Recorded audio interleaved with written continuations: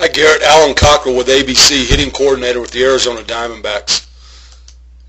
We're going to take a look at your video today. I'm going to let it run through a couple of times. I like your load. I like how you get into your back leg.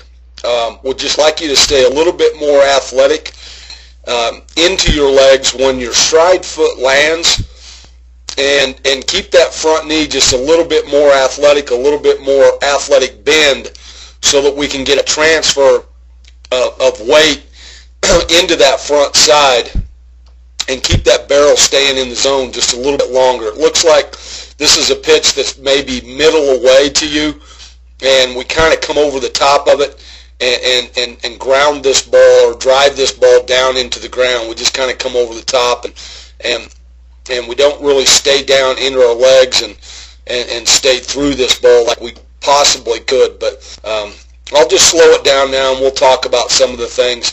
You know, when we load, you know, you do a good job of staying into that back leg. The back knee is staying inside your back foot, which tells you you're loading into the back leg. You're not getting on top of the back leg. When we start to get the foot down, this is where I start to see some things that start to go just a little bit crazy. We want to make sure that when that foot lands, that we have good equal bend in both knees, okay? And this leg is starting to stiffen out or lock out on you a little bit. At this particular time, we want to see equal bend in both knees. We want these hips square to home plate.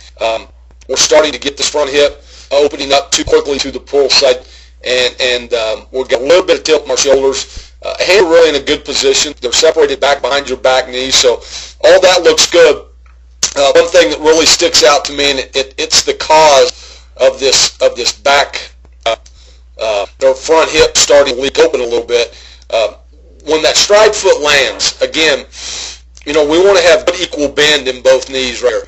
This leg's starting to lock out a little early, and the stride foot sets down at 55 degrees. We want to keep that stride foot at 45 degrees or less. It doesn't have to be totally closed up to home plate, but if we can keep it at 45 degrees or less, we're going to be in a good position to now transfer the weight that you had loaded up to the inside part of the back leg. We're going to drive this back knee, and we're going to drive it forward, and we're going to transfer that weight into the inside part of this front leg. So we want a little bit athletic bend at this point, and we want to have this front foot more in here at a 45-degree angle. Okay? What happens when this front side starts to lock out? It starts to lock out and open up. Back side ends up coming around the front side, and when it does, the hands will cast out, and they work in the zone and then out of the zone very quickly, kind of like this. So when we start to go forward, we'll see that we'll get to contact, and then we're right into a rollover position with our hands, and we just don't stay on the ball. Our body's not in a position to stay on the ball and get maximum extension through the baseball, through contact, and then extend all the way through. So, really the best way, I think, Garrett, to work on something like this is just get a tee, and we're going to set this tee out here on the outer half of the plate. We'll put it just off our stride foot, maybe just inside of our stride foot, and we're going to set this ball away, and we're going to work on getting our lower half in a position to where everything stays squared up. At this point, this stride foot is a 45-degree angle, okay? And I have good equal bend in both these knees right here. These hips are squared up. Now I'm in a position to drive this back knee right to the inside part of this leg, and when I do, I'm going to drop down the elbow. My hands, my elbow, and my back hip will all be in alignment right there, so that I'm in a position to stay through this ball and get maximum bat speed through this ball away.